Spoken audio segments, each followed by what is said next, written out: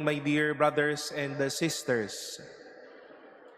We now enter the second half or the second phase of our Advent journey, beginning this day, December 17th, until the 24th of December, with these stories leading us to the story of the first Christmas. And today we've heard many names with the genealogy of Jesus Christ written for us by Saint Matthew.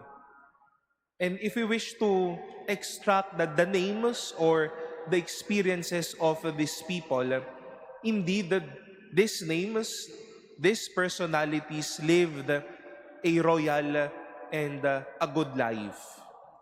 May mga hari po dito. May mga magagandang buhay po dito.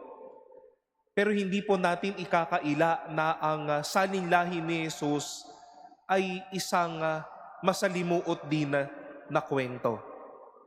What welcomed Jesus in this life was not really a life or a family or a clan that was so good, but a messy life.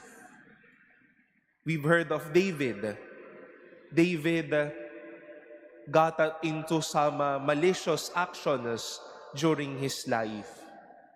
There were adulterous women said or mentioned in this genealogy. They were in the Babylonian exile.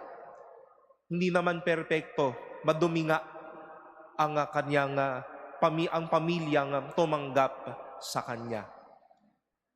But God is good because God chose to enter a messy life or a messy family so that He can really be God. He can be the Savior. He can be Emmanuel from His time to then and from Jesus' time up until now. And this is a good message to us, my dear sisters and brothers. If Jesus was welcomed by a messy life or history, so much so, He can enter a messy life in our life so that He'll be God, He'll be life, and He'll be grace. Mas para sa atin nga ang Diyos, si Kristo at ang Pasko, kapag sinabi nating madumi ako at makasalanan ako. Mas para sa atin na si Jesus at ang Pasko, kapag kinumpisal din natin tayo ay nasa isang malubhang kasaysayan bilang isang bansa.